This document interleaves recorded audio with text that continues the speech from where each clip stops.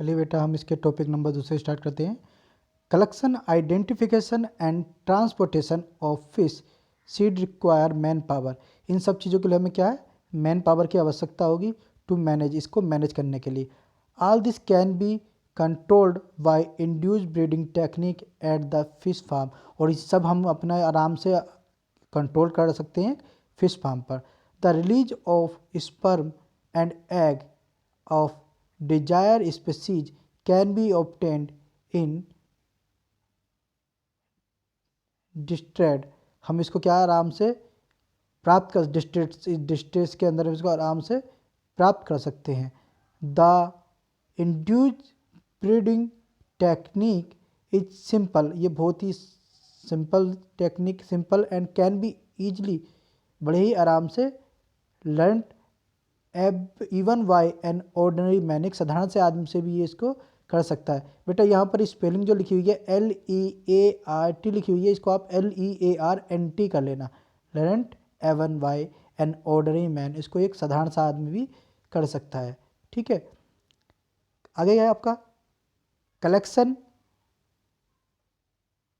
Pairing and section of breeders, कि हम इसका कलेक्शन कैसे करना है, पेयरिंग कैसे करना है, सेक्शन ऑफ ब्रीडर, सिलेक्शन कैसे करना है हमें ब्रीडर का, ब्रीडर स्टॉकिंग। सबसे पहले हम इसके स्टॉकिंग कैसे करेंगे, देखें कि breeders are collected during winter months. हम इसको कब कलेक्ट करते हैं, जाड़ों के महीने के दौरान। And stocked at the rates of 1000 to 2000 kg per hectare. हम इसको 1000 से 2000 kg per hectare of water में इसको स्टॉक करेंगे। दिस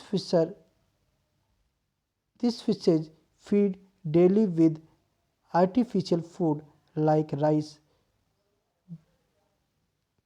ब्रेन और ऑयल केक। ये बेटा ब्रेन नहीं है, राइस ग्रेन है। ओके, GRAIN,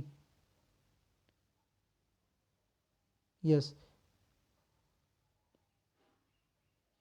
चावल के दाने और ऑयल केक। ठीक है, artificial feeding is not needed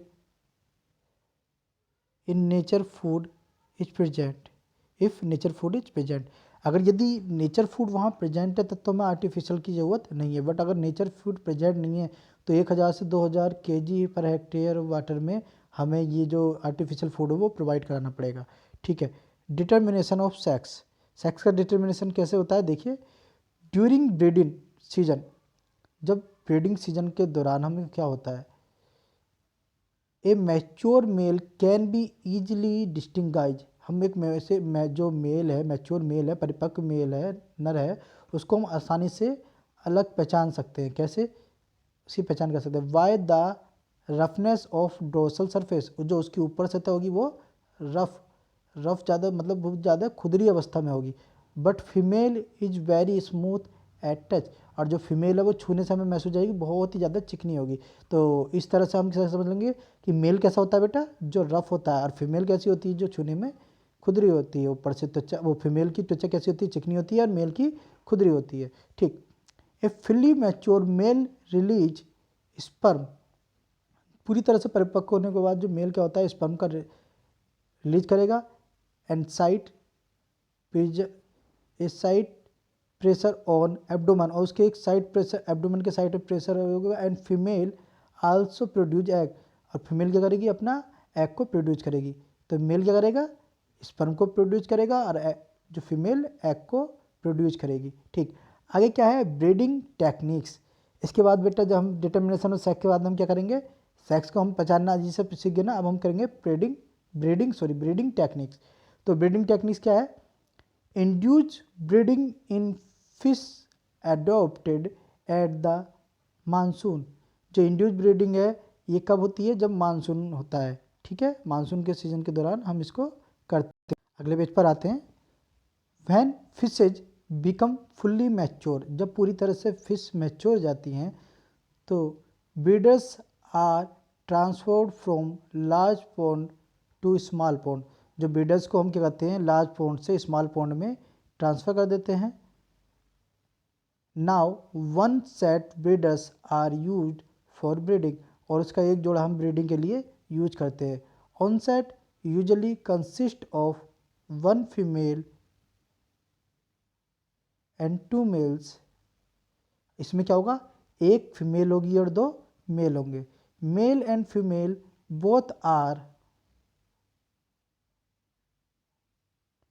injected with stimulus pituitary एक्ट, ये बेटा पिट्यूटरी एक्सट्रैक्ट कर लेना, ठीक, फॉर ब्रीडिंग। तो इसे हम क्या करेंगे कि ब्रीडिंग के लिए एक मेल और फीमेल को लेंगे और इसमें क्या करेंगे, इनको स्टिमुलेट कर देंगे पिट्यूटरी एक्सेस से, ठीक।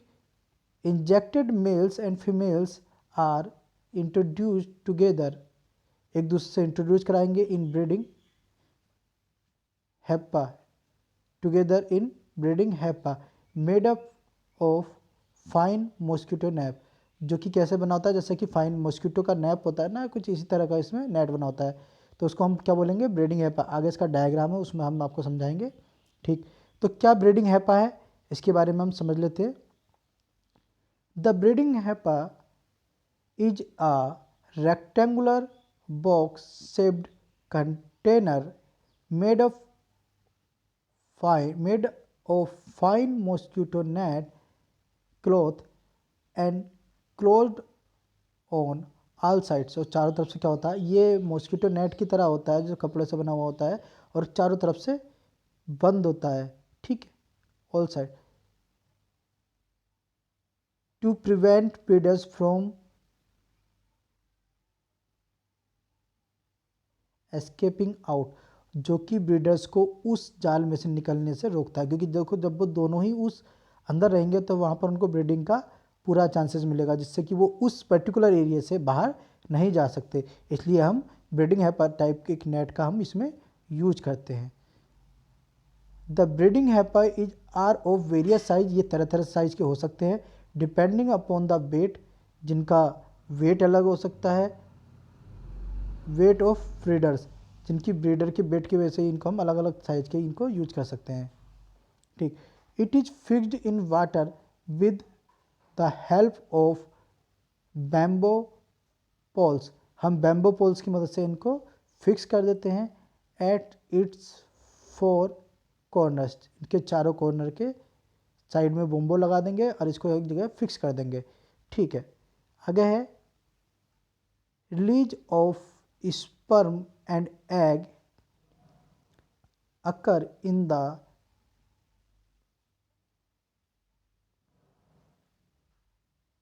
हेपर, और इसमें क्या होगा, स्पर्म और एग यहाँ पर रिलीजिंग हो जाएगी। आफ्टर कंप्लीट स्पनिंग, स्पिनिंग का मतलब क्या हो गया बेटा, releasing of sperm and egg, इसको हम क्या बोलेंगे, स्पिनिंग बोलेंगे, ठीक है। चलिए आगे क्या है, द ब्रीडर्स आर रिमूव्ड, और वहाँ से ब्रीडर को क्या उनका निकाल लिया जाता है। जब एग और स्पर्म उन्होंने रिलीज कर दिया तो उन ब्रीडर्स को क्या करेंगे, हम निकाल लेंगे, ठीक। The fertilize egg are either allowed to hatch within breeding hapa और ट्रांसफ़र टू हैचिंग हैपा, हम उनको क्या करेंगे, ब्रीडिंग हैपा से ट्रांसफ़र कर देंगे किस में, जो फर्टिलाइज एग है जो निषेचित हो चुके हैं, अब उनको ब्रीडिंग हैपा से हम उसको हैचिंग हैपा के अंदर डाल देंगे विद द हेल्प ऑफ वेंचीफॉल, जो बेंचीफॉल की मदद से हम इसको उसमें से निकाल के हैचिंग हैपा में डाल देंगे। Fertilize egg are transparent and